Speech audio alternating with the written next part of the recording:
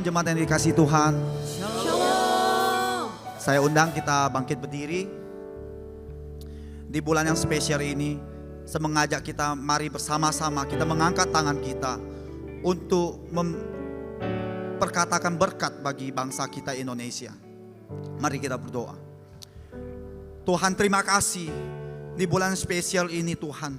Kami semua Tuhan, para umat-Mu di GBI PRJ bersama-sama mengucapkan berkat Tuhan bagi bangsa kami Indonesia. Kami percaya bangsa kami akan diberkati Tuhan. Bangsa kami dipulihkan. Bangsa kami mengalami transformasi. Dan kami percaya terjadi keadilan sosial bagi seluruh rakyat Indonesia. Terima kasih Tuhan. Kami percaya Tuhan bahwa di hari-hari ini bangsa kami mengalami goncangan. Kami percaya Engkau akan memulihkan bangsa kami. Berkati Bapak Presiden Prabowo, Wakil Presiden Bapak Gibran, seluruh menteri yang ada di Kabinet Merah Putih. Kami percaya roh takut akan Tuhan ada atas setiap pemimpin di bangsa ini. Mereka boleh mengambil setiap keputusan, kebijakan, serta setiap pikiran mereka untuk mendatangkan kesejahteraan bagi seluruh bangsa kami Indonesia. Terima kasih Tuhan. Kami juga berdoa Tuhan untuk Gembala Sidang Pak Niko dan Gembala CK7 Pak Dr. Yanto. Engkau terus Tuhan menuntun, mengurapi hamba-hambamu untuk membawa setiap kami, mengembalakan setiap kami menjadi umat Tuhan yang layak di hadapan-Mu. Berkati kesehatan hamba-hambamu. Kami percaya dimanapun Pak Niko dan Dr. Yanto diutus, tanda-tanda heran menyertai. Dan kami percaya bahwa perlindungan Tuhan sempurna atas seluruh keluarga besar hamba-hambamu. Terima kasih Tuhan. Juga kami percaya dan bersyukur di era Pentakosta ketiga Engkau berjanji akan curahkan roh-Mu atas generasi Yeremia, generasi anak-anak muda yang cinta mati-matian kepada Tuhan Yesus, tidak kompromi terhadap dosa, akan terus bergerak untuk memenangkan jiwa-jiwa. Dan kami percaya secara khusus berdoa untuk setiap anak-anak muda yang ada di tempat ini, anak dari setiap jemaat Tuhan di tempat ini, anak-anak muda yang ada di CK7. Kami percaya dari tempat ini akan lahir future leader yang akan terus bergerak untuk memuliakan Tuhan dimanapun mereka berada. Kami percaya Tuhan dipermuliakan. Terima kasih Tuhan. Inilah menjadi doa kami di dalam nama Tuhan Yesus Kristus. Mari yang siap beribadah sama-sama kita katakan amin. Amin. Haleluya.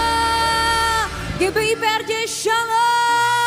Sekali lagi Shalom. Boleh saya lihat tangan orang-orang yang hari ini siap meraih kemenangan? Boleh lambaikan tanganmu.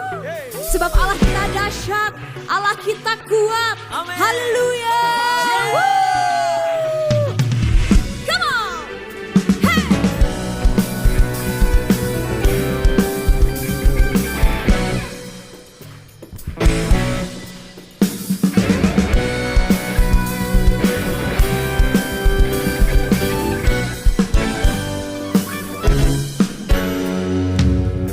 Meskipun musuh di depanku, rintangan menghadang langkahku, ku tahu sungguh Engkau bersamaku.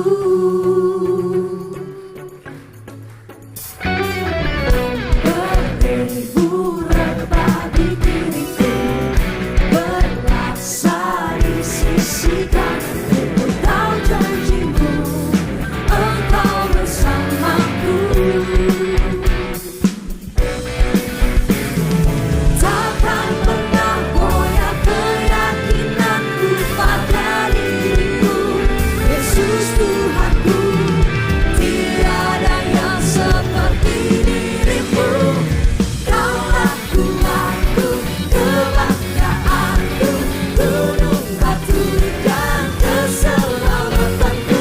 Kuat tanganmu, perlindunganku, Kaulah Allah sumber kemenanganku. Sama-sama katakan amin.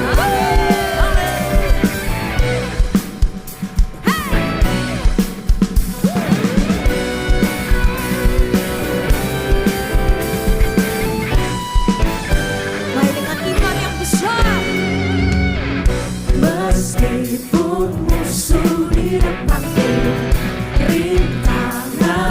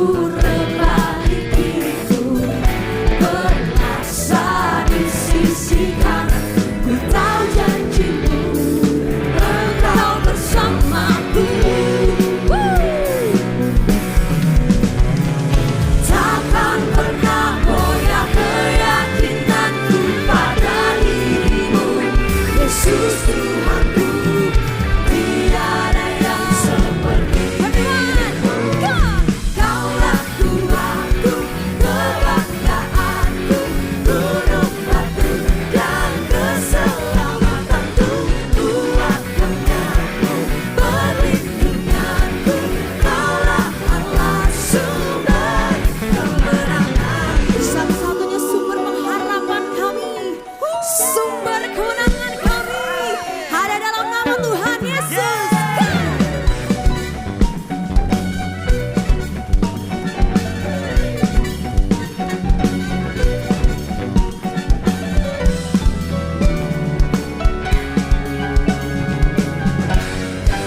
Mari sama-sama kau yang berkemenangan.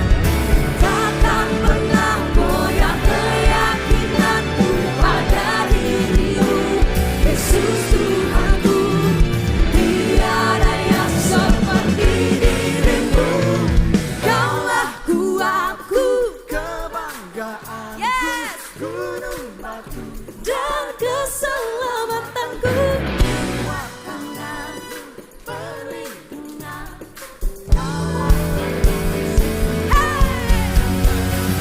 Kaulah kuatku, kebanggaanku, gunung batu dan keselamatanku. Kuat tanganku, perlindunganku. Kaulah Allah sumber kemenanganku, sumber kemenanganku, sumber kemenangan. Sama-sama kasih tepuk tangan yang meriah buat Tuhan Yesus. Shout haleluya. Sumber kemenangan kita berasal dari Allah kita yang luar biasa. Yang percaya sorakan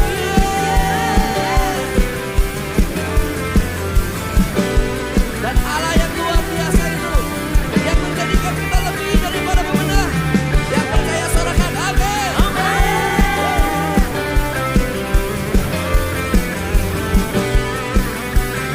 Berikan pemenang Allah dengan yakin kita sama-sama nyatakan. Lebih dari pemenang dalam segala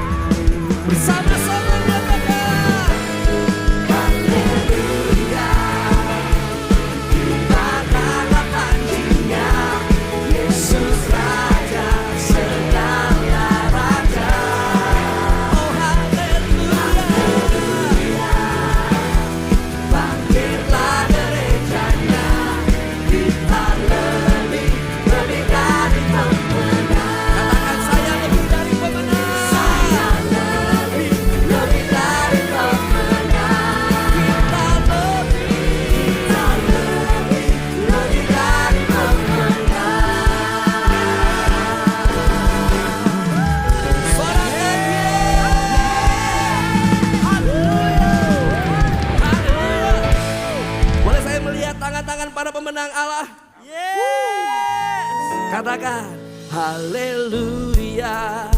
Come on. Kibarkanlah.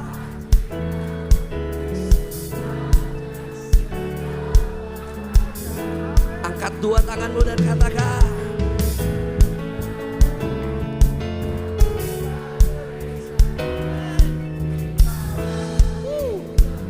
ayo jemaat Tuhan, PRJ lebih lagi nyatakan kok haleluya.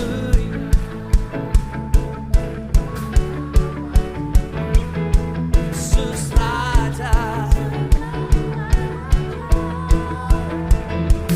haleluya. Bangkitlah, kita lebih bersama-sama nyatakan haleluya. Kibarkanlah paginya, Yesus Raja segala raja. Shout haleluya. Bangkitlah gerejanya, kita lebih dari pemenang. Saya lebih dari pemenang. Saya lebih dari pemenang. Kita lebih dari pemenang. Sorakan haleluya.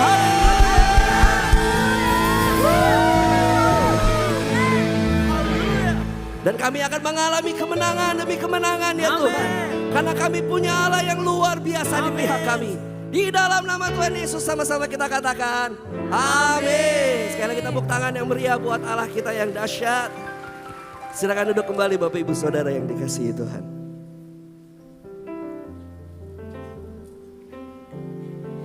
Baik, kami rindu untuk menyambut apakah ada dari Bapak Ibu yang hari ini baru pertama kali hadir beribadah bersama kami di GBI PRJ. Boleh melambaikan tangannya. Apakah ada? Jangan malu-malu Bapak Ibu, kami rindu untuk berkenalan. Apakah ada? Ada di sebelah kanan saya, Shalom. Apakah ada lagi? Shalom, selamat datang, selamat beribadah di GBI PRJ. Bagi para jiwa baru yang hari ini baru pertama kali hadir bersama kami beribadah di GBI PRJ, boleh silakan mengisi form biodata jiwa baru dengan cara scan QR yang tertera depan layar. Baik, saat ini kita akan memberikan persembahan, sama-sama kita siapkan persembahan yang terbaik untuk Tuhan Yesus.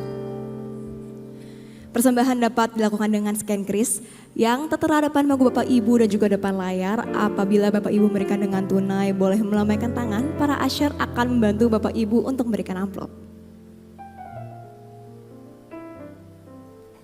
Kita akan doa deklarasi persembahan. Bapa, kami bersyukur buat semua berkat-Mu. Kami membawa persembahan sebagai wujud syukur.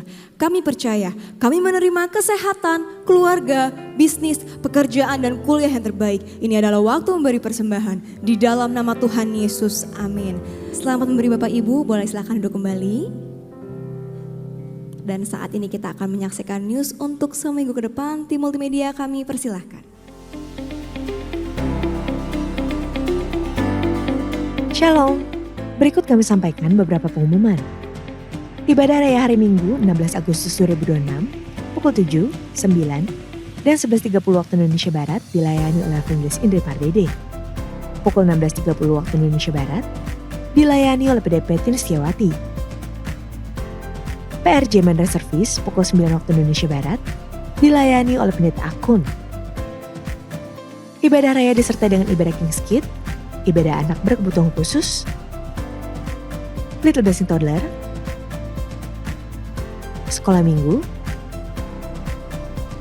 Joshua Generation Kids Church English Service, sekolah minggu Mandala Service, ibadah Junior Church Indonesian Service, 316 Youth English Service,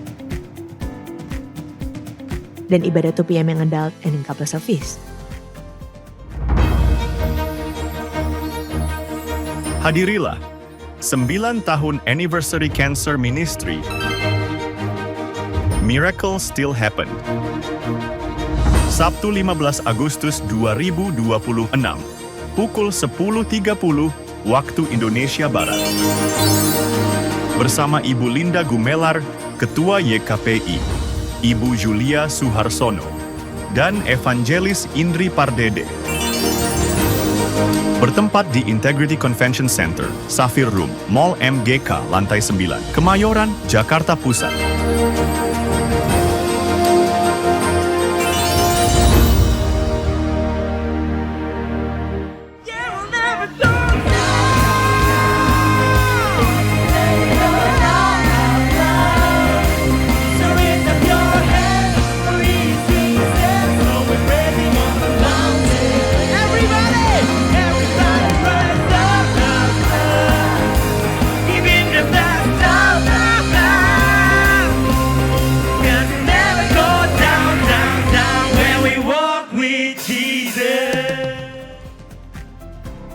Unit pelayan jemaat akan mengadakan penyerahan anak pada hari Minggu 23 Agustus 2026 pukul 11.30 waktu Indonesia Barat.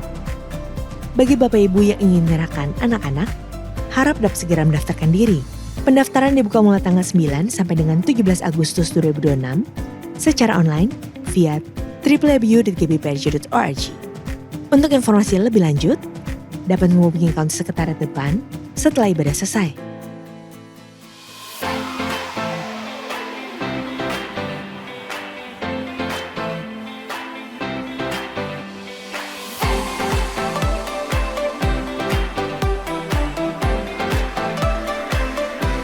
Shalom para wanita Tuhan yang luar biasa. Saya mengundang para wanita Tuhan untuk hadir sama-sama di ulang tahun yang ke-18 dari WOI GBI PRJ CK7 tanggal 20 Agustus tahun 2026 jam 10 pagi. Jangan sampai kita ketinggalan untuk menangkap apa kebaikan Tuhan yang sedang Tuhan sediakan di musim saudara saat ini. There is grace in every season. Ada keabaikan dan anugerah Tuhan di setiap musim yang terjadi. Sampai ketemu. God bless you.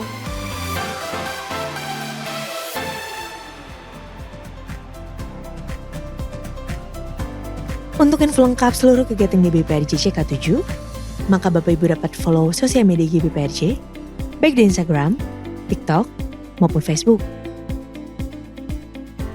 Sekian pengumuman pada hari ini. Terima kasih atas perhatian Bapak Ibu sekalian, Tuhan Yesus memberkati. Bapak Ibu Saudara yang dikasihi Tuhan Yesus. Ada masa di mana kita merasa sudah tidak kuat lagi. Atau mungkin sudah tidak mampu lagi. Atau kita menyerah dengan keadaan yang kita alami saat ini. Saya pernah merasakan itu Bapak Ibu Saudara. Ketika bulan Juni di mana saya pernah bersaksi tentang mama saya yang sedang sakit. 3 minggu setelah itu mama saya dipanggil pulang oleh Bapa di surga. Ada air mata, ada rasa rindu, dan ada pertanyaan dalam hati saya. Bagaimana saya melanjutkan hidup saya setelah itu? Hati saya sungguh hancur. Karena apa yang saya doakan tidak sesuai dengan apa yang saya inginkan. Tapi di tengah semuanya itu Bapak Ibu Saudara, Tuhan mengingatkan saya kembali bahwa kalau saya ada berdiri di hadapan Bapak Ibu Saudara saat ini, itu semua tidak lepas dari kasih setia Tuhan yang selalu menopang hidup saya sampai hari ini. Dia mengajarkan saya untuk selalu berserah, untuk selalu percaya. Walaupun saya belum melihat apa yang terjadi di depan, tapi dia mengajarkan saya untuk terus berserah dan terus percaya. Untuk apa semua yang akan dia lakukan ke depannya dalam hidup saya. Mari Bapak Ibu Saudara, hari ini apapun yang sedang engkau alami, mari kita datang kembali untuk percaya. Mari kita datang kembali untuk berserah. Dan kita akan melihat kasih setia Tuhan dalam hidup kita. Terima kasih Bapa di surga untuk kasih setiamu dalam hidup kami. Terima kasih Yesus untuk kebaikanmu dalam hidup kami. Terima kasih Tuhan.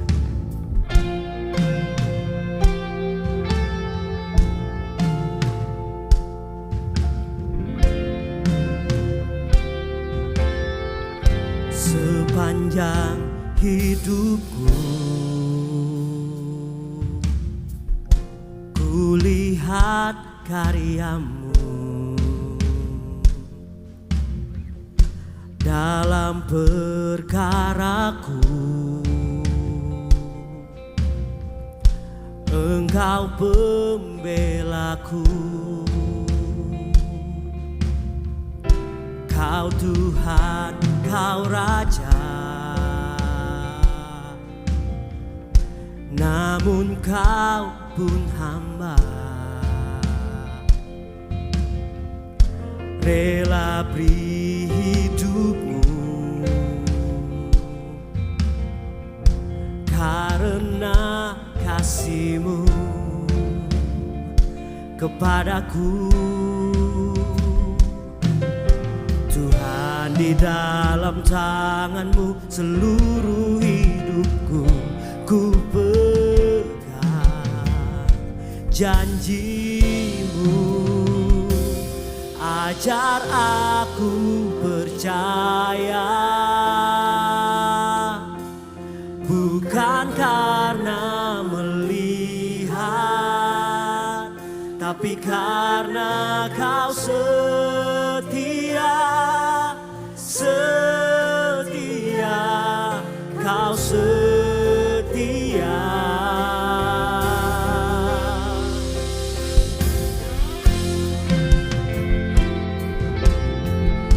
Sepanjang hidupku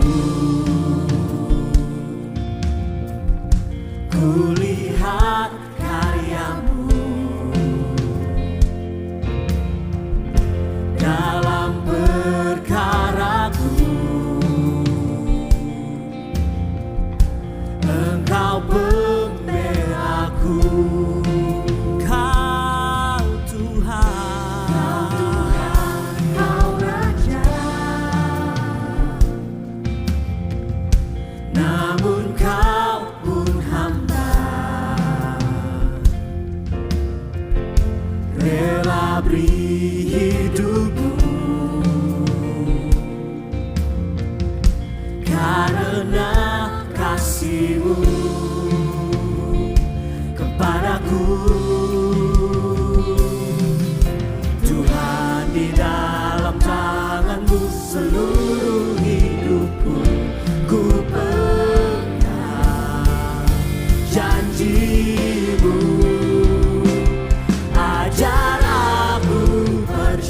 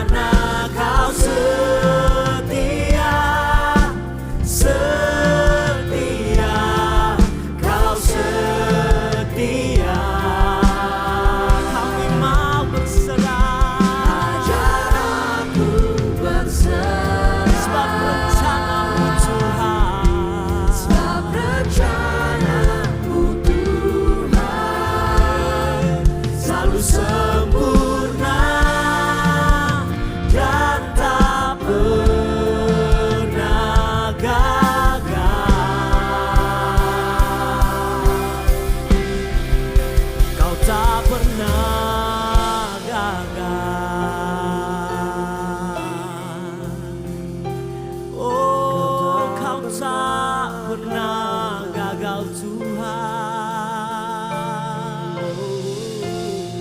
Terima kasih Yesus, makasih Tuhan. Bersamamu ku percaya, tiada yang sia-sia. Bila Engkau di pihakku, ku tak akan gentar. Engkau peduli hidupku, menyerah bukan bagianku. Kemenanganlah kisahku, pakai sesuai rencanamu. Bersamamu ku percaya, tiada yang sia-sia. Bila Engkau di pihakku, ku tak akan gentar. Engkau peduli hidupku, menyerah bukan bagianku. Kemenanganlah kisahku, pakai sesuai rencanamu. Mari angkat suaramu, terima Tuhan. Amin.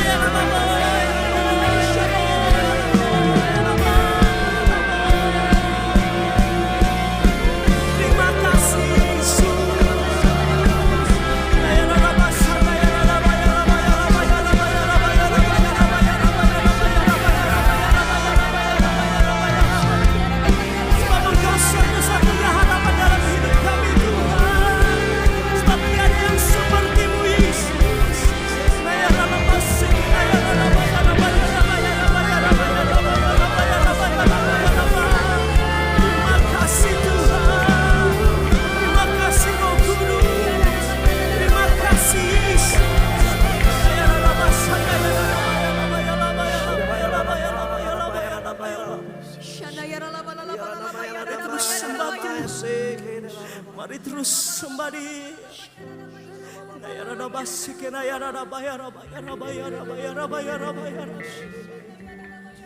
Terima kasih Tuhan untuk kasih setiamu Tuhan.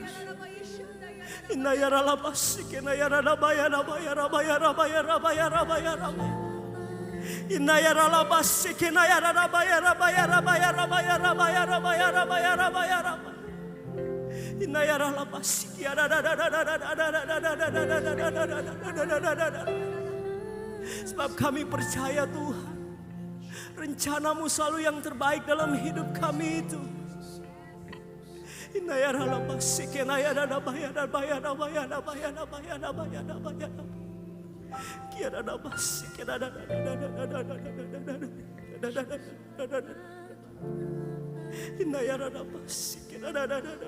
Terima kasih Tuhan. Terima kasih Yesus.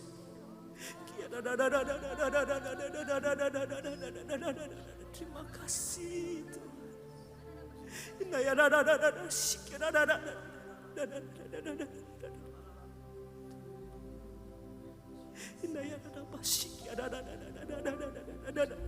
Sungguh kasih setiamu Tuhan. Sungguh kasih setiamu indah dalam hidup kami Tuhan. Terima kasih. Ajar aku percaya, bukan karena melihat, tapi karena kau setia, setia, kau setia.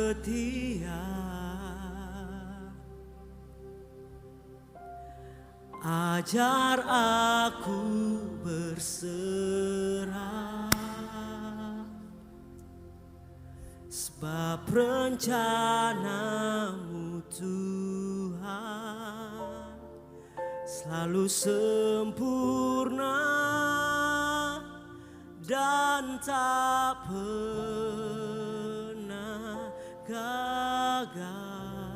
Mari jemaat Tuhan, angkat suaramu, nyatakan. Ajar aku.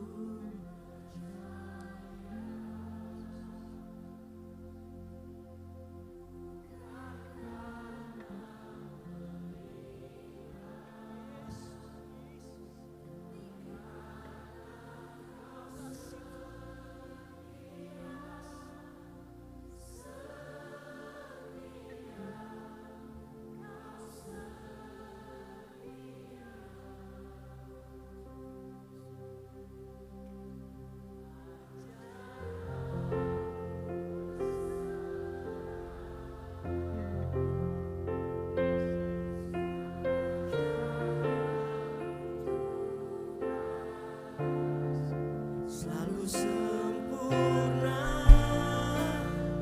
dan gagal.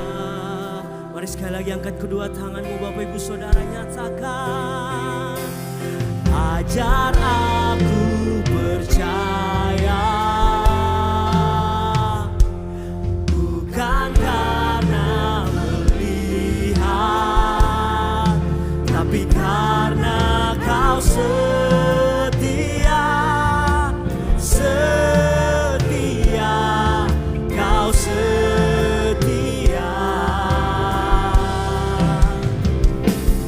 Ajar aku berserah,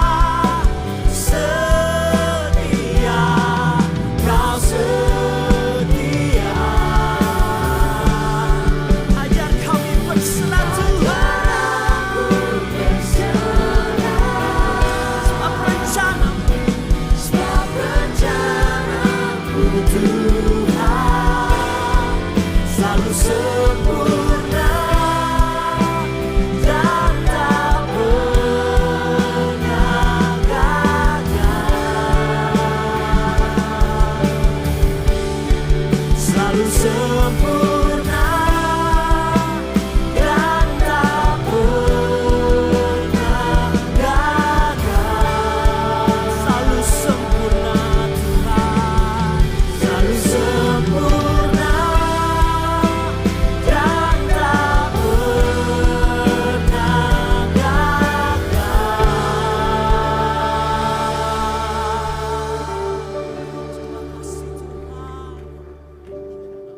Haleluya, haleluya. Tuhan Yesus, karena Engkau berkarya dan menyelesaikan karyamu di kayu salib. Itu sebabnya hari ini ketika Engkau memandang kami karena karyamu itu Tuhan, kehidupan kami yang penuh kegagalan, Engkau sempurnakan karena Engkau sempurna. Engkau kuduskan kami karena Engkau kudus. Bahkan Engkau membuat kami luar biasa karena Engkau luar biasa. Bahkan masa depan kami menjadi luar biasa karena Engkau yang menyediakan segalanya. Terima kasih Tuhan buat pemberian anugerah yang terbesar dalam kehidupan kami, yaitu keselamatan. Apapun masalah kami hari ini, ketika kami sadar dan memandang salib Kristus, harusnya kami terhibur, lega, karena kami tahu kebutuhan kami yang paling utama, yaitu keselamatan, sudah diberikan untuk kami. Ajari mata kami Tuhan, supaya mata kami memandang perkara besar itu, bukan apapun yang sedang terjadi di depan kami. Semua ini sementara, dan kami tahu bahwa Tuhan yang menkaryakan dan pasti bawa kebaikan bagi anak-anak-Nya. Terima kasih Tuhan, kami sambut firman-Mu, dan kami percaya kembali Roh Kudus yang ada di dalam kami menasehati kami. Dalam nama Yesus kami berdoa, kita sama-sama katakan, amin, amin, amin, amin. Silakan duduk, shalom. Oke, saya berikan judul khotbah saya, Jubah Kebenaran, karena ini sebuah pelajaran yang patut kita mengerti, dan Yesus menggunakan banyak sekali analogi dan banyak sekali perkara metafor yang Dia berikan kepada kita supaya kita makin mengerti isi hati Dia. Buka sama-sama saya di Kejadian pasalnya yang ketiga. Kejadian pasal yang ketiga, kita mulai dari ayat yang ke-7 sampai ayat yang ke-10. Waktu manusia pertama kali diciptakan, manusia hidup di dalam kebenaran, manusia belum jatuh dalam dosa, manusia dalam kondisi secara fisik dia tidak pakai busana. Manusia hidup di dalam kemesraan dengan Tuhan, di dalam sebuah komunal dengan Tuhan, dan pertama kali manusia membuat sebuah pakaian atau busana yang dikenakan di atas tubuhnya, itu adalah sebuah busana yang melambangkan kekuatan manusia. Melambangkan apa yang dia mau supaya dunia lihat dan seterusnya dan seterusnya. Bahkan apa yang pertama kali manusia lakukan, apa yang juga akhirnya Tuhan lakukan, itu kemudian dijawab, dipertegas di perjanjian baru. Kejadian 3 ayat 7, ketika manusia jatuh ke dalam dosa, dikatakan maka terbukalah mata mereka berdua dan mereka tahu bahwa mereka telanjang. Lalu mereka menyemat daun pohon ara dan membuat cawat. Busana pertama yang manusia buat untuk menutupi ketelanjangannya karena mereka jatuh dalam dosa, itu adalah daun pohon ara. Jangan lupa ini, karena nanti kita akan lihat di perjanjian baru artinya apa. Karena dipertegas nanti di perjanjian baru. Bapak Ibu, kalau lihat perjanjian lama, dari kitab Kejadian sampai Malaikai, itu semuanya ada kisah Yesus di dalamnya. Semuanya. Satu-satu pasti ada kisah Yesus. Bahkan kitab Esther, yang adalah kitab yang sama sekali tidak ada kata Tuhan di situ, itu menggambarkan tentang Redeemer atau menggambarkan seorang juru selamat yang merupakan, jadi ada yang merupakan bayangan, ada yang merupakan sebuah nubuatan, ada yang merupakan sebuah metafor. Bahkan kitab Yesaya adalah menurut saya itu perjanjian baru yang ada di perjanjian lama. Itu membahas tentang kehadiran Yesus yang jaraknya sekitar 700-an tahun. Itu sungguh dahsyat sebenarnya di kitab itu. Banyak yang bisa dipelajari dari kitab Yesaya juga. Nah, manusia membuat busananya sendiri dari daun pohon ara. Ayat 8, ketika mereka mendengar bunyi langkah Tuhan Allah yang berjalan-jalan dalam taman itu pada waktu hari sejuk, bersembunyilah manusia dan istrinya itu terhadap Tuhan Allah di antara pohon-pohonan dalam taman. Ini semua ada artinya. Mereka menggunakan daun pohon ara, kemudian mereka ngumpet dari Tuhan. Mereka pikir mereka bisa bersembunyi dari Tuhan. Dan akhirnya Tuhan Allah memanggil manusia dan berfirman kepadanya, "Di manakah engkau?" Kalimat "di manakah engkau" itu bukannya berarti Tuhan tidak tahu mereka ada di mana. Itu merupakan sebuah kalimat retorik dan merupakan sebuah kalimat yang sebenarnya Tuhan mau kita ngaku. Tuhan mau kita kalau ada masalah lari ke Dia, bukan lari dari Dia.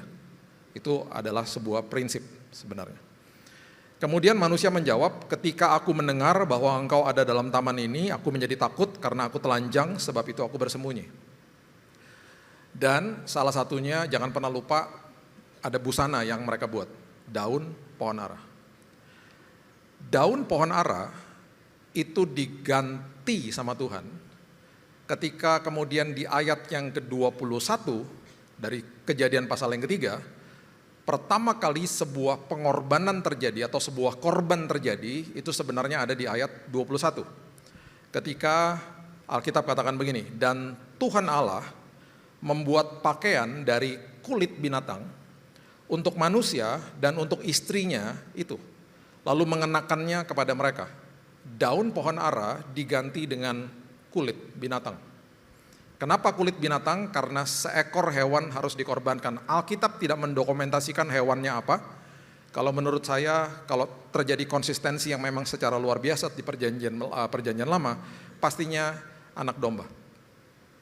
Dan pengorbanan terjadi, pencurahan darah pertama kali terjadi di situ, kulitnya dikenakan kepada manusia karena darah itu harus menutup dosanya manusia.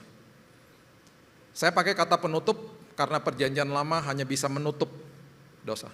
Belum ada penghapusan dosa. Itu sebabnya ketika kita tarik lagi kisah-kisah selanjutnya, darah itu bukan sekedar hanya darah yang sekedar menutup dosa, karena hewan-hewan mulai dikorbankan dan kemudian darah hewan itu dibawa sama imam besar ke dalam ruang Maha Kudus, dijadikan sebuah median di mana manusia itu ditutup dosanya setahun sekali. Hari pendamaian, itu dilakukan tiap tahun. Yang kaya membeli lembu sapi, yang dikorbankan lembu sapi, kelas menengah kambing domba, kelas paling bawah burung tekukur. Dan itu dikorbankan setiap tahun. Hanya bisa menutup. Dosanya di sini ditutup.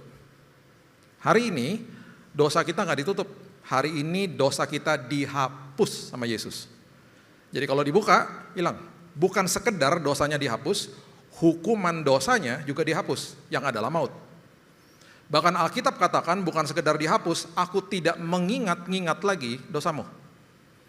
Jadi kalau sampai ada orang yang datang ke saudara dan mengingatkan tentang masa lalu saudara, lihat kepada jubah yang Tuhan berikan hari ini, di awal digambarkan dengan kulit binatang. Oke. Kemudian Alkitab meneruskan semua prinsip ini karena Alkitab selalu berkesinambungan. Di Yesaya 61 ayat yang ke-10 firman Tuhan katakan begini. Yesaya 61 ayat yang ke-10. "Aku bersukaria di dalam Tuhan, jiwaku bersorak-sorai di dalam Allahku, sebab Ia mengenakan pakaian keselamatan kepadaku dan menyelubungi aku dengan jubah kebenaran." The robe of righteousness, jubah kebenaran. Oke. Kemudian kitab yang sama, Yesaya, mengatakan kepada kita sebuah perbandingan yang luar biasa ketika kita berpikir bahwa perbuatan baik saya itu sudah melambangkan sebuah kebenaran di hadapan Tuhan. Saya ulang. Banyak manusia sampai hari ini juga masih berpikir bahwa perbuatan baik saya itu bisa menggantikan atau melambangkan kebenaran saya di hadapan Tuhan. Nggak bisa.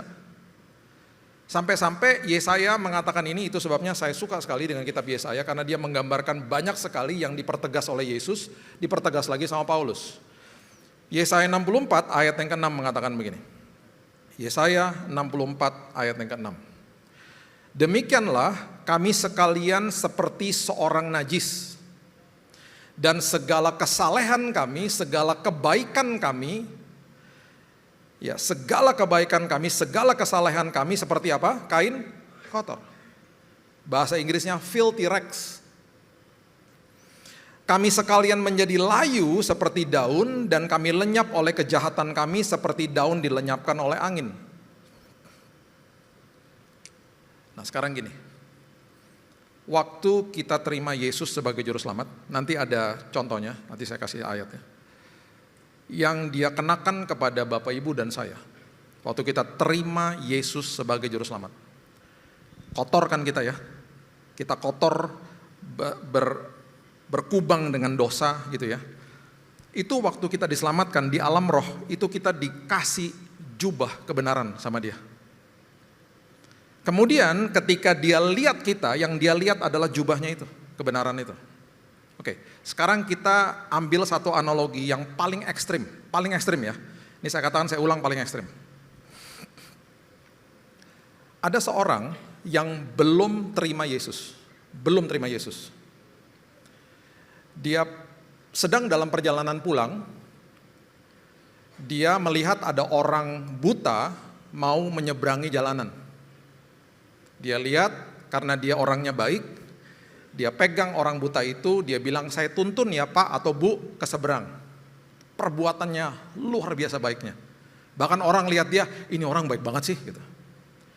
Dalam perjalanan pulangnya lagi, kemudian dia melihat seorang ibu-ibu keluar dari sebuah supermarket mau menuju ke mobilnya, misalnya bawa bangkelannya banyak banget gitu belanjaannya. Dia bilang, Bu mau gak saya bantuin? Dia bantuin sampai ke mobil. Terakhir sebelum dia sampai ke rumah, dia lihat ada seorang pengemis, dia ambil uangnya, dia kasih sedekah buat pengemis itu. Di mata manusia, ini orang baik banget. Dalam konteks yang sama, ada seorang Kristen yang sudah terima Yesus sebagai juru selamat. Sudah terima Yesus sebagai juru selamat. Di hari itu dia ngalami sesuatu yang sangat gak enak dalam hidupnya. Di hari itu dia pulang ke rumahnya, dia bad mood banget. Dia ngalami sesuatu yang gak enak di kantor misalnya. Dia pulang, dia lihat bapak atau ibu itu mau menyeberang jalan, seorang buta. Dia bilang, terserah deh, gue males sudah.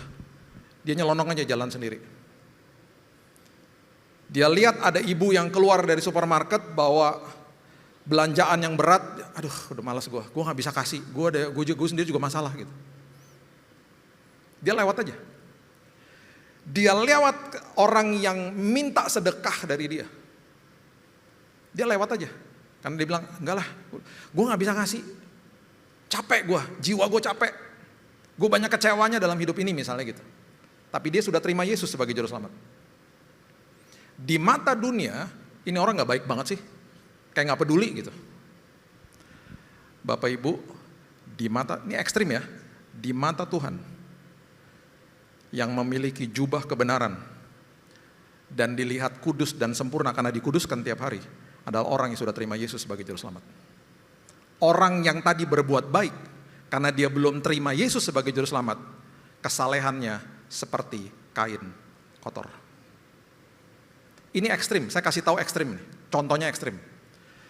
Itu betapa dahsyatnya sebuah jubah kebenaran, karena yang membenarkan kita bukan usaha kita, tapi karena Kristus Yesus. Nah, saya percayanya begini, dibalik dong.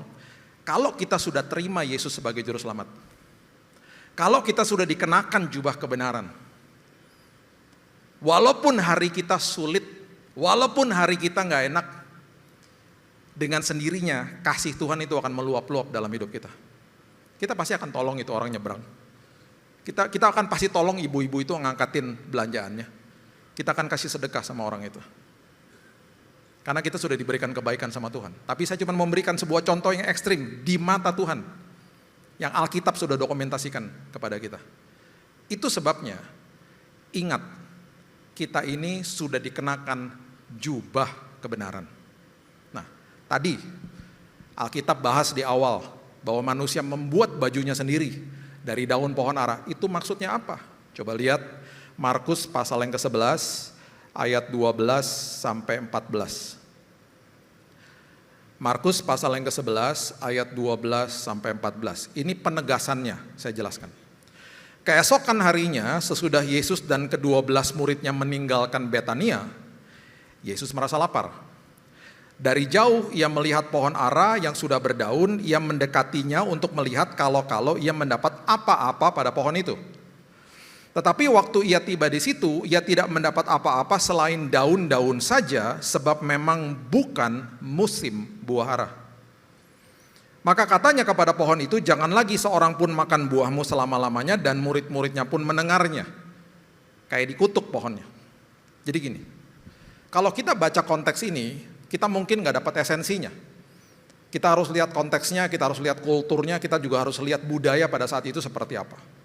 Kalau Bapak Ibu pernah ke Israel, Bapak Ibu tanya deh sama tour guide-nya di sana. Pasti dia akan kasih tahu hal yang sama.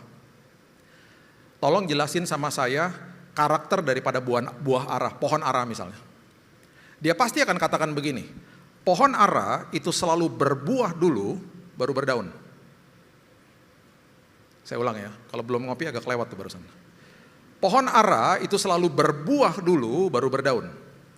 Jadi kalau daunnya sudah rimbun, sudah rindang pohonnya, kalau dia lihat daunnya sudah banyak, otomatis sudah harus ada buahnya. Nah, kenapa nggak ada buahnya? Yesus selalu kasih pelajaran sama murid-muridnya. Dia selalu ambil contoh tentang sesuatu yang terjadi di depan mereka, dia kasih pelajaran buat murid-muridnya. Contoh, seorang janda yang memberikan sepeser.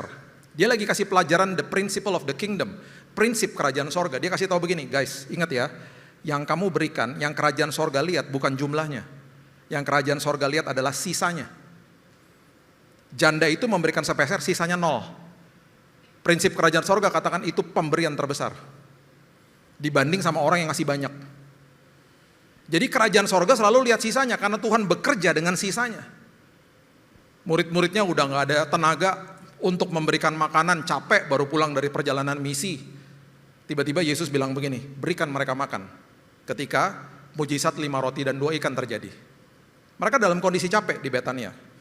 Kamu harus kasih mereka makan, digituin nama Yesus. Mereka dalam kondisi yang capek, udah gak ada tenaga sisa, belum makan pula, mereka harus kasih mereka makan. Orang ribuan seperti itu. Dia suka menggunakan sisa dari kehidupan kita yang sekali lagi saya bisa katakan dia suka pakai keterbatasan kita. Karena dia mau tunjukkan kemuliaannya. Makanya di dalam kelemahanmu kuasaku dinyatakan. Itu sebenarnya itu. Nah, di dalam case ini dia lagi kasih pelajaran sama murid-muridnya. Lihat ya, ini pohon kan kalian juga udah tahu lah, pohon ini berbuah dulu baru berdaun toh. Iya. Kalau udah rindang begini harusnya udah ada buahnya. Kok nggak ada buahnya? Daun pohon ara adalah lambang kemunafikan. Makanya itu ada kaitannya dengan apa yang digunakan sama manusia di awal ketika manusia menutupi dosanya dengan daun pohon ara. Hari ini kita sudah diberikan jubah kebenaran. Jangan pakai jubah kemunafikan. Tuhan tidak suka. Jangan mempertaruhkan integritasmu gara-gara reputasi. Korbankan reputasi demi integritas. Karena gini, banyak orang yang akhirnya, supaya terlihat baiklah.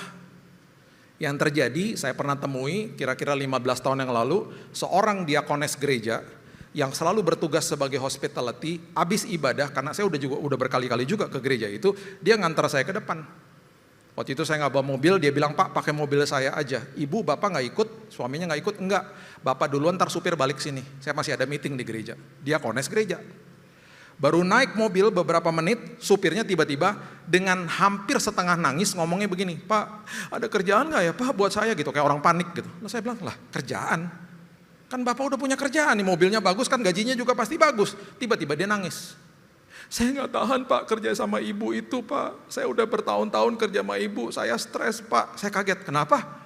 Setiap hari Pak saya belok kiri salah anjing, belok kanan salah anjing. Sampai saya mimpi anjing Pak. Di anjing-anjingin sama siapa? Ya sama ibu yang tadi. Terus saya bilang gini, Mas, yang bener aja Mas. Saya kenal ibu itu udah bertahun-tahun. Ibu itu baik banget Mas. Makanya dia ditaruh di hospitality di gereja juga karena penyambutannya luar biasa, orangnya baik banget. Tahu gak dia bilang apa? Saya gak pernah lupa dia ngomong gini, Pak, kalau hari Minggu dia baik Pak. Kalau udah Senin sampai Sabtu Pak, gak karu-karuan Pak. Pak, Bapak kalau gak percaya, Bapak tanya sama mbak-mbak di rumah, semua dianjing-anjingin Pak. Bahkan anjing di rumah takut sama ibu Pak. Bayangin anjingnya takut sama dia. Anjingnya bukan dianjing-anjingin lagi tuh, dibabi-babiin kali. Babi kamu, anjingnya bilang, gua anjing, babi kamu. Dia tuh nyiapin saya secari kertas dengan nomor teleponnya dia, bayangin. Dia udah siapin buat saya. Karena rupanya dia udah ditugaskan kan, jadi saya gak lihat dia nulis, dia udah siapin tuh kertasnya. Jadi waktu saya keluar, saya dikasih kertasnya. Dia bilang gini, Pak, ingat saya ya Pak, ingat saya. Saya rasa seperti Yesus di kayu salib, ingat aku sebelum masuk Firdaus. Itu sayang banget tuh nomor teleponnya hilang kecuci sama celana saya kali ya. Kalau enggak saya udah kasih ke orang lain suruh panggil aja dia. Hari itu ya saya terganggu banget. Karena saya kenal ibu ini udah beberapa tahun kan, kesana. Munafik. Jangan pakai daun pohon ara. Yang dipertontonkan reputasi, bukan integritas. Makanya Bapak Ibu gak bisa lihat Billy Lantang di depan sini dan bilang, wih, tuh lihat ya rambutnya gak ada urapan Tuhan luar biasa loh. Mengalir, kita sampai silo-silo loh Pak kalau lihat Bapak di mimbar. Gak bisa, tanya sama mbak di rumah yang kerja sama saya 26 tahun tuh. Tanya sama kedua anak saya. Kalau enggak saya pakai jubah kemunafikan di atas mimbar. Tanya sama mereka ketika saya lagi pakai baju tidur di rumah, dalam kondisi di rumah lah sehari-hari. Mereka yang bisa validasi. Mbak ya kerja sama saya ya, 26 tahun. Masih aja kadang-kadang melakukan sesuatu yang nyebelin gitu loh. Besok ini kan hari libur kan hari liburnya hamba Tuhan kan hari Senin. Saya biasa tidur sampai siang tuh. Dia udah tahu, saya tidur sampai agak siang dikit lah, jam-jam 9 gitu baru bangun. Diketok kamarnya. Jadi di rumah begini nih, saya harus jelasin dulu backgroundnya ya. Uang belanja ke saya, kalau ada pipa rusak ke istri. Karena saya menikah sama MacGyver. Istri saya MacGyver. Ya. Jadi kalau ada barang-barang rusak tuh istri. Genteng rusak dia yang naik ke atas. Bukan saya yang suruh, dia naik sendiri. Kipas angin dibenerin sama dia. Kipas angin yang berdiri tuh. Saya ngelihat, itu kok kipas angin dipretelin. Tenang, ada YouTube katanya gitu. Dipasang lagi sama dia, dipasang. Beneran dia ikutan YouTube-nya kan. Bapak Ibu nyala loh. Kipas anginnya nyala, tuh kan bener. Tapi memang cuma sehari, besoknya rusak lagi. Tapi sempat nyala loh. Apa gak kurang MacGyver tuh dia? Giliran belanja tukang sayur mintanya ke saya, mbaknya. Kamar diketok. Saya buka. Mbak, ini jam berapa? Jam 7:30 pagi, masih tidur saya. Mbak nih, astagfirullahaladzim. Iya, sorry Pak, lupa hari Senin nih, lupa gitu. Saya udah gak bisa tidur. Habis itu saya marah-marah sama dia. Enggak lah. Tutup tuh portal-portal, tukang sayur gak boleh akses ke sini lagi. Emang saya gitu-gitu? Gak ada sayur-sayuran lagi, kita akan dagingnya tiap hari gitu. Enggak lah. Jangan pakai jubah kemunafikan. Jangan pakai daun ara. Ingat, terkadang reputasi kita harus dipertaruhkan gara-gara kita melakukan kebenaran. Mau dibilang kuno lah, mau dibilang apa, bodoh amat. Anak saya ya, kira-kira tahun 2018 pas 19 tuh, dia baru mulai kuliah. Teman-temannya ngomong gini sama dia, kenapa kamu nggak sewa apartemen bareng aja sama cowok? Lebih murah, split the bills katanya gitu. Semua juga begitu, relativisme, sekularisme. Ketika dia tidak lakukan itu, dibodoh-bodohin sama teman-temannya. Dia bilang gini, Dad, aku dimusuhin. Reputasi dunianya dihancurkan, biarin aja. Yang penting tidak pertaruhkan integritas. Ingat, jubah kebenaran sudah dipakaikan dalam kehidupan kita. Jangan pernah lupa itu. Coba lihat ini Lukas pasal yang ke-15. Lukas pasal yang ke-15 ayat 20 sampai ayat 22. Coba lihat ya. Ini perumpamaan tentang anak yang terhilang dan apa yang terjadi, coba lihat di sini. Lukas 15 ayat 20. Maka bangkitlah ia, ya bangkitlah anaknya, pergi kepada bapaknya. Ketika ia masih jauh, ayahnya telah melihatnya, tergerak hatinya oleh belas kasihan. Ayahnya berlari mendapatkan dia, merangkul dan mencium dia. Berlari itu bagi budaya Yahudi itu memalukan, karena dia angkat robesnya, angkat jubahnya. Jadi ini adalah perumpamaan yang Yesus lagi kasih tahu kepada orang Farisi. Dia lagi ngasih tahu sama mereka bahwa ketika Tuhan lakukan ini, Tuhan mementahkan semua tradisi-tradisi dan proses-proses ritual agama. Kemudian, kalau sampai ayahnya itu melihat tergerak hatinya oleh belas kasihan, ayahnya berlari mendapatkan dia, dan ayahnya melihat dari jauh, dan ayahnya lari ke dia. Kalau kita pelajari konteks Yahudi pada saat itu, Bapak Ibu, mereka paham ya, orang Farisi dikasih tahu ini paham, dan mereka pasti bengong, karena gini, anak yang bungsu ini sebelum dia pergi, dia bilang begini sama bapaknya, berikan harta milik kita, warisan saya, yang menjadi hak saya mau bawa pergi. Oke, perhatikan ini baik-baik. Kalau anak itu pergi dari desa itu dengan uang ya, uang walaupun itu uang keluarga, dia harus pulang dengan uang yang sama, atau bahkan lebih. Karena itu dianggap kalau kita lihat hari ini, devisa dibawa keluar. Itu maksudnya, ekonominya jadi melemah kalau uangnya dibawa keluar nggak dibalikin, walaupun itu uang keluarga. Jadi ketika anaknya akhirnya uangnya dihabiskan di negeri yang jauh, dia sampai makan ampas yang menjadi ampas makanan babi, ceritanya kan begitu. Waktu dia balik kan dia bangkrut. Waktu dia balik, kalau uangnya tidak ada, itu ada proses namanya pengadilan rakyat. Jadi kalau anaknya balik, biasanya dicegat sama orang-orang kampung. Mereka bilangin, tunggu, uangnya mana?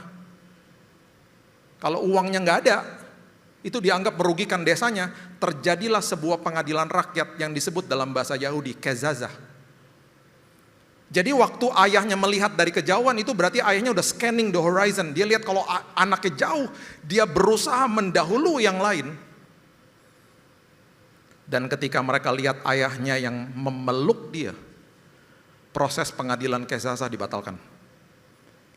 Yesus lagi ngasih tahu sama orang Farisi, ketika anak yang terhilang kembali kepada saya tidak akan biarkan iblis menuduh, menghakimi, menghukum anak itu. Karena bagi saya dia adalah anak saya. Itu maksudnya. Dan perhatikan pertama kali elemen yang diberikan kepada anak terhilang itu apa? Coba lihat ayat 21 dikatakan anak itu berkata, Bapa, aku telah berdosa terhadap sorga, terhadap Bapa, aku tidak layak lagi disebutkan anak Bapa. Tetapi ayah itu berkata kepada hamba-hambanya, perhatikan ini, lekaslah bawa kemari apa? Jubah yang terbaik, the robe of righteousness. Diselimuti sama jubahnya. Aku kotor, aku banyak dosanya, aku sudah ampuni kamu, the robe of righteousness. Sadari dirimu, kalau engkau dituduh sama iblis, dituduh tentang masa lalumu, tentang kegagalanmu, kasih tahu sama dia, aku sudah dikenakan jubah kebenaran. Jubah kebenaran sudah aku kenakan karena Yesus yang telah memberikannya kepada saya. Itu harus kita katakan kepada diri kita. Jangan lagi mau dituduh sama dia. Yang kedua, ya dikatakan begini. Setelah dipakaikan itu, kenakanlah cincin. Cincin itu lambang otoritas. Saya nggak punya waktu untuk bahas ini. Kalau Bapak Ibu mau lihat eksposisinya itu ada di YouTube saya, ada namanya eksposisi anak yang terhilang, adalah di situ. Ada 7-8 video lah. Cincin itu lambang otoritas. Kemudian yang terakhir adalah sepatu, sandal. Sepatu itu lambang sonship, itu anak adalah anak. Dikasih 3 elemen. Jubah, cincin, dan sepatu. Bapaknya lagi ngasih tahu, saya benarkan kamu. Saya kasih otoritas saya atas hidupmu. Dan sampai kapanpun kamu adalah anak. Makanya Roma 8 ayat 17 katakan engkau adalah anak, ahli waris, dan orang yang punya hak penuh atas semua janji Allah. Jangan pakai jubah yang lain. Ingatkan diri kita, saya memakai jubah Kristus. Saya adalah orang yang berintegritas. Di depan, di belakang pintu, saya adalah pribadi yang sama. Ya. Roma 13 ayat 14 mengatakan begini.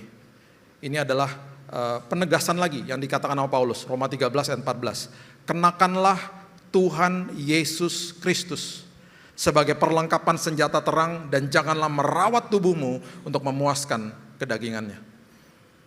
Kenakan the robe of righteousness, kenakan Yesus Kristus atas hidupmu. 1 Samuel 30 ayat yang ke-7. Saya cuma mau kasih contoh ini kepada Bapak Ibu, betapa ribetnya perjanjian lama yang berkaitan dengan jubah. 1 Samuel 30 ayat yang ke-7 mengatakan begini. Lalu Daud memberi perintah kepada Imam Abyatar bin Ahimelek, bawalah efod itu kepadaku, maka Abyatar membawa efod itu kepada Daud. Oke, ini kisahnya begini. Ada kota namanya Ziklag, ya, diserang sama Amalek. Anak, istri, wanita diambil sama mereka, dibawa sama mereka. Daud sama orang-orangnya datang, mereka tuh nangis sampai berduka karena banyak istri-istri mereka dibawa. Bayangin coba, kotanya dihancurkan, mereka nangis. Daud bilang begini sama imam besar, bawain dong efodnya kamu kepada saya. Efod itu adalah jubahnya imam besar yang dikenakan ketika dia berhadapan sama Tuhan. Efod itu warnanya purple, biru sama merah. Itu juga ada artinya. Bawa ke saya. Karena terus mau ngapain? Mungkin ditanya sama imam besar, saya mau berdoa sama Tuhan. Jadi saya harus pakai jubah itu, jubahnya imam besar.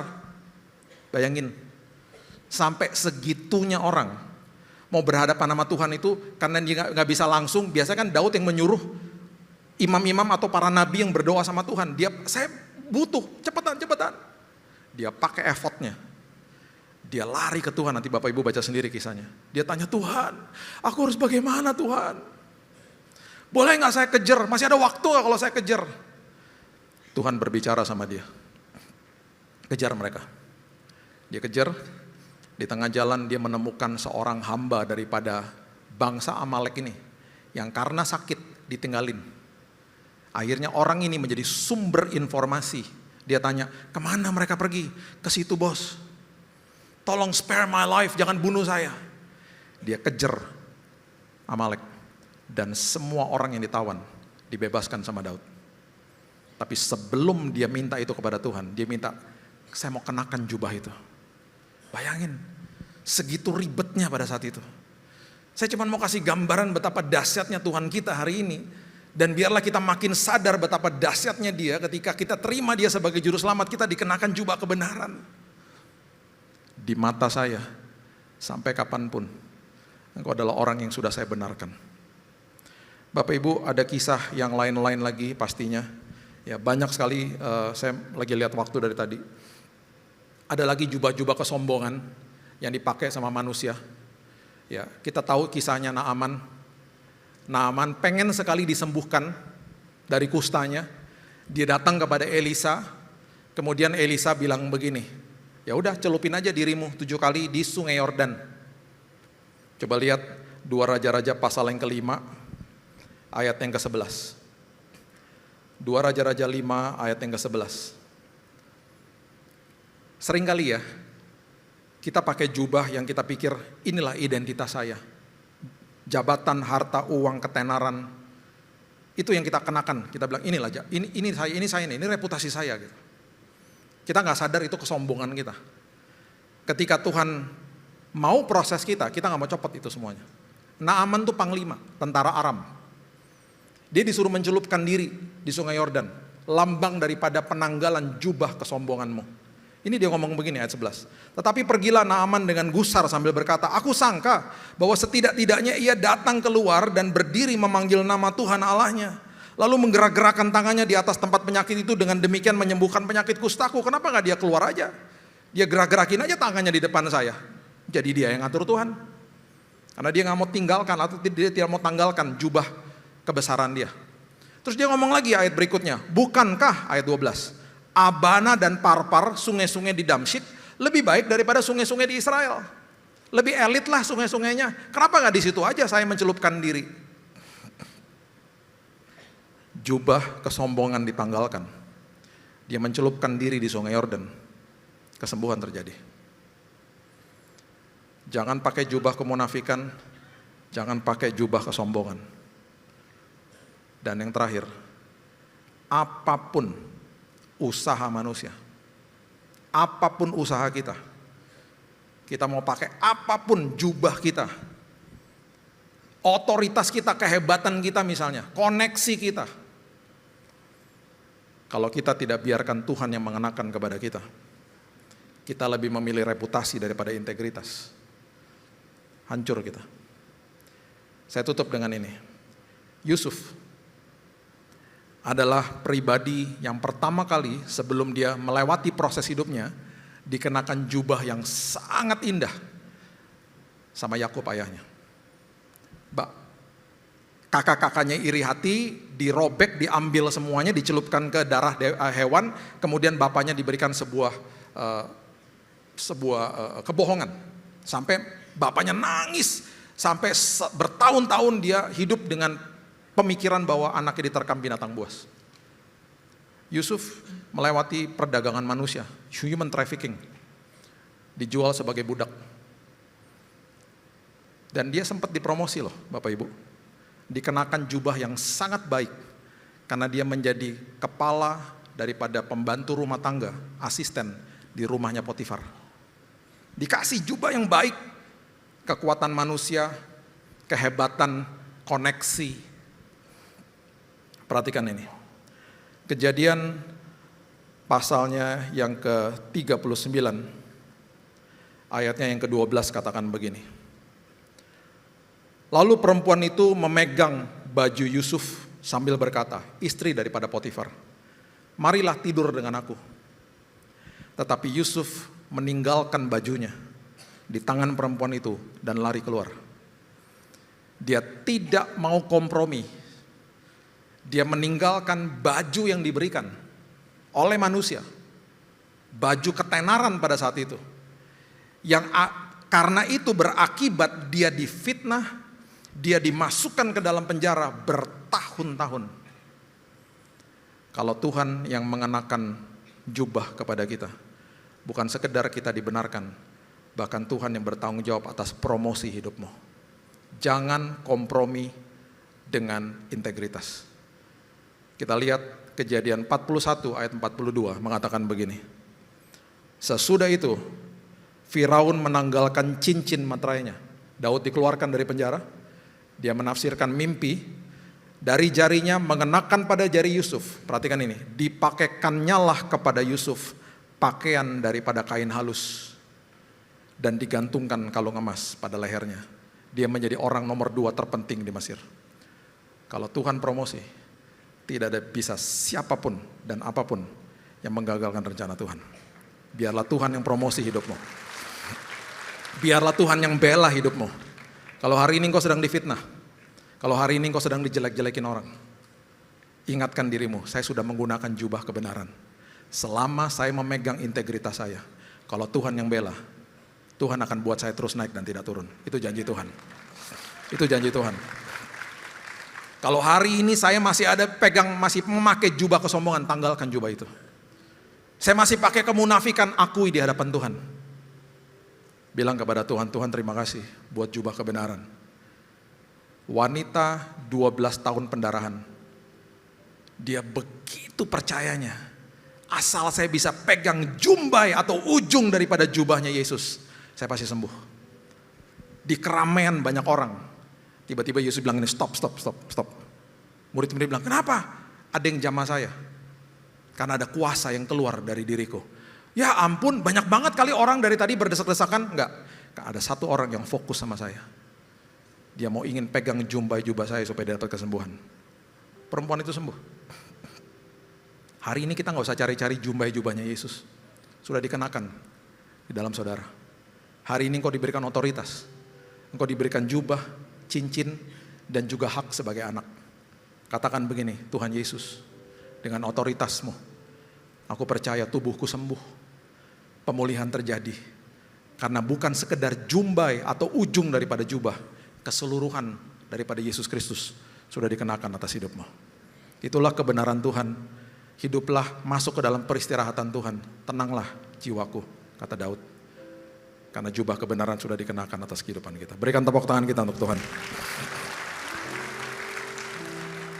Bapak yang baik, terima kasih buat hari ini. Mengucap syukur buat kebenaran firman-Mu. Kami percaya Tuhan, the robe of righteousness, jubah kebenaran itu sudah dikenakan kepada kami orang-orang percaya. Kami nggak mau dibohongin iblis. Kalau kami lihat di kaca, kami akan melihat bahwa diri kami sudah dibenarkan karena Yesus. Bukan lewat perbuatan kami Tuhan. Bahkan perbuatan baik kami aja seperti kain kotor. Tapi justru karena jubah itu yang Kau kenakan kepada kami. Di hadapan-Mu kami dikuduskan. Di hadapan-Mu kami disempurnakan. Di hadapan-Mu kami sebagai anak. Dan itu sebabnya kembali hari ini Tuhan, kami mau ingatkan diri kami. Kami gak mau pakai jubah yang lain. Kami gak mau pakai jubah kemunafikan, jubah kesombongan, jubah kekuatan manusia. Gak mau Tuhan. Karena ada satu jubah yang bisa menyelamatkan diri kami. Dan jubah itu ditakuti sama iblis. Kami mau ingatkan dia dan ingatkan juga diri kami bahwa jubah yang kami pakai adalah jubah yang penuh dengan kuasa. Terima kasih Bapak yang baik, materaikan firman ini, karena kami juga sudah dimateraikan sama Roh Kudus. Dalam nama Yesus kami berdoa, kita sama-sama katakan amin. God bless you.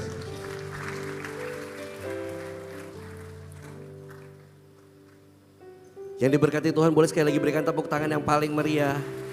Puji Tuhan. Atas nama Gembala, seluruh pengerja dan jemaat Tuhan tempat ini, mengucapkan banyak terima kasih untuk pelayanan dari Pastor Billy Lantang yang sudah memberkati kami dengan luar biasa. Dan Tuhan memberkati Pak Billy Lantang dengan luar biasa juga. Haleluya. Kita akan mengakhiri ibadah pada sore hari ini. Saya undang kita semua bangkit berdiri bersama-sama.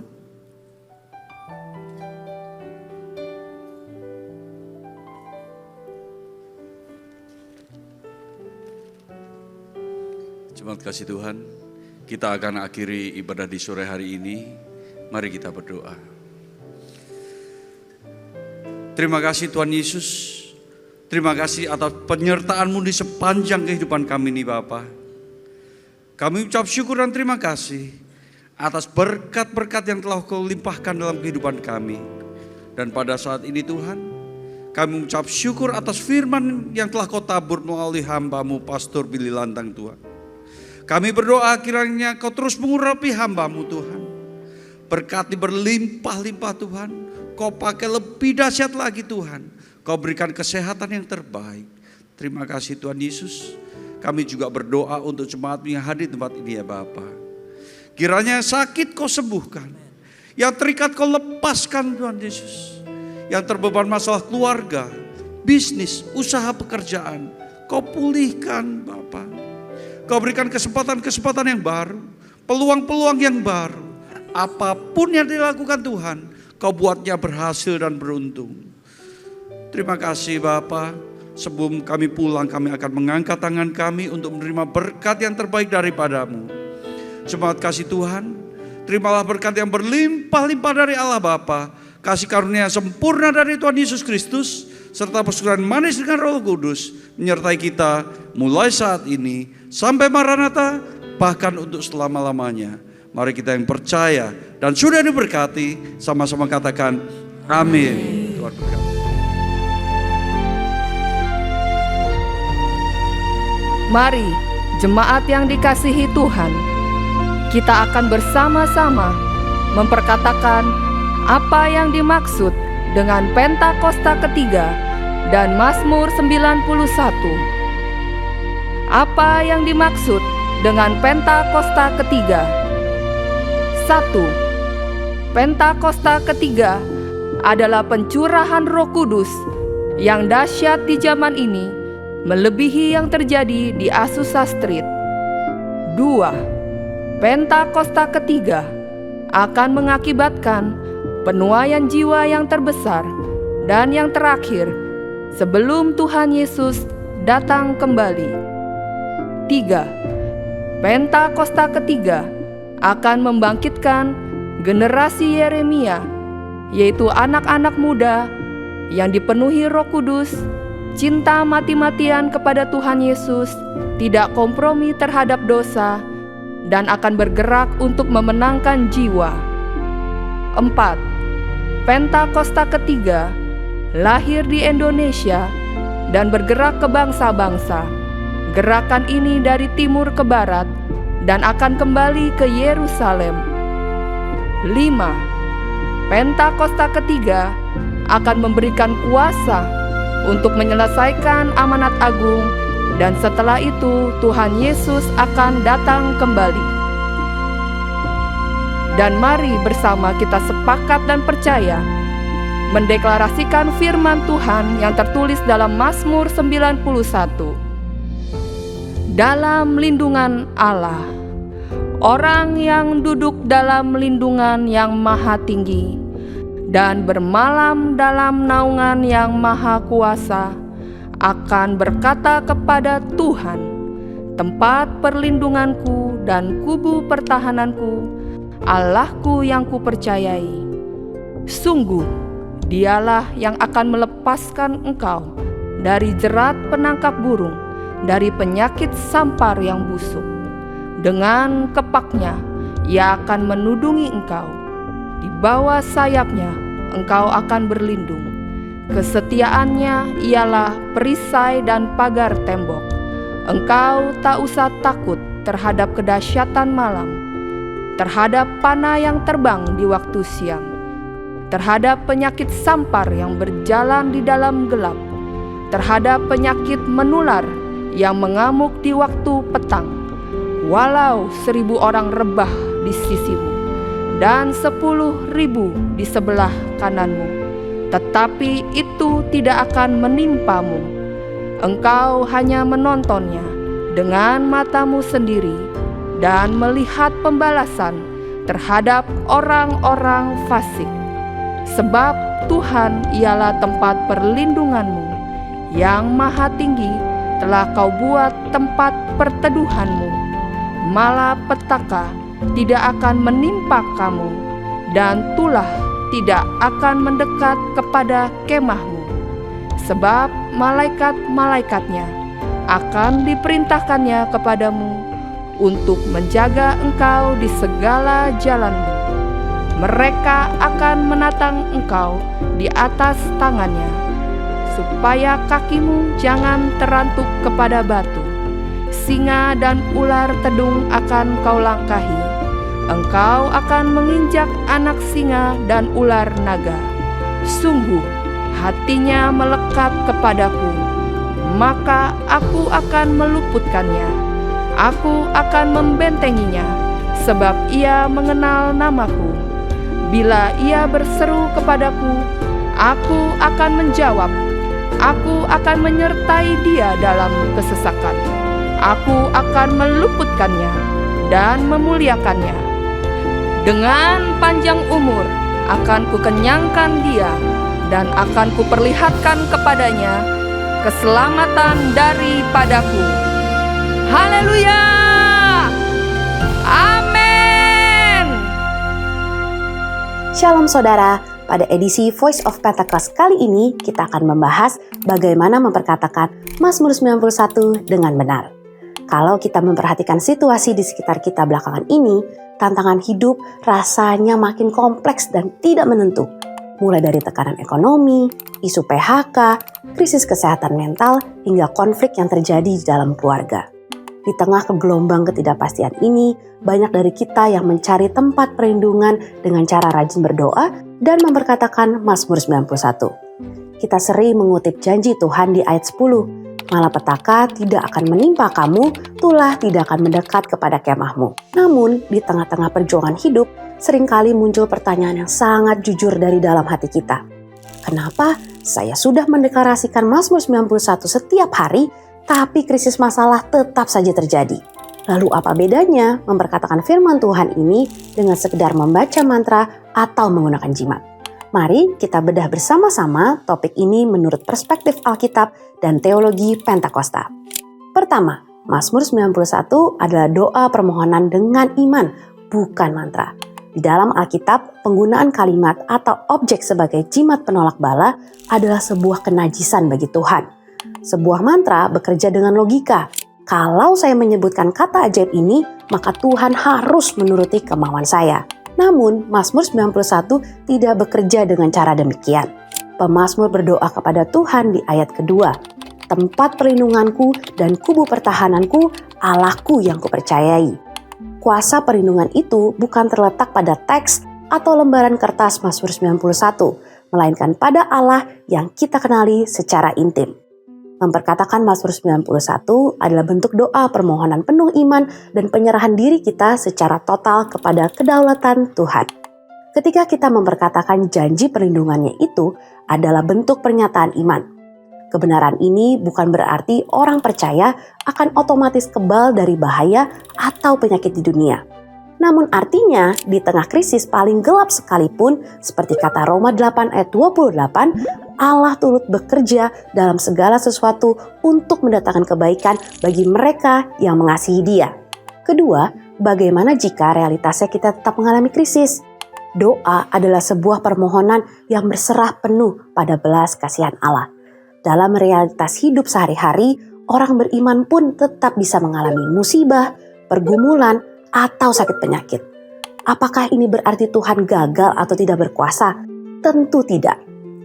Iman kepercayaan Pentakosta memegang teguh kebenaran ini.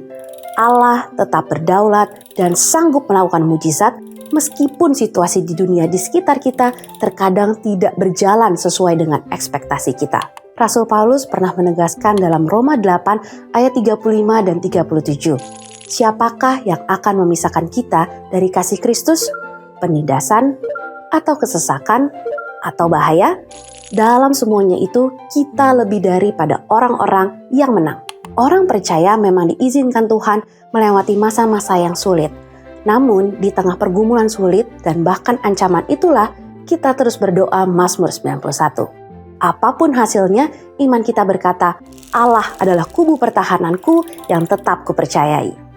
Ketika kita memperkatakan Mazmur 91 hari ini, kita sedang mempercayakan seluruh hidup, karir, dan keluarga kita ke dalam tangan Tuhan yang berdaulat.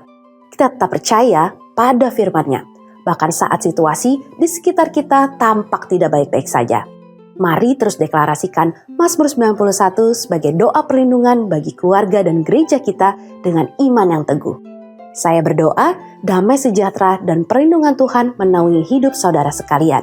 Untuk penjelasan lebih lengkap dari tim teologi kami, silakan scan QR Code yang tersedia atau buka website kami di gbigatsu.id. Tuhan Yesus memberkati.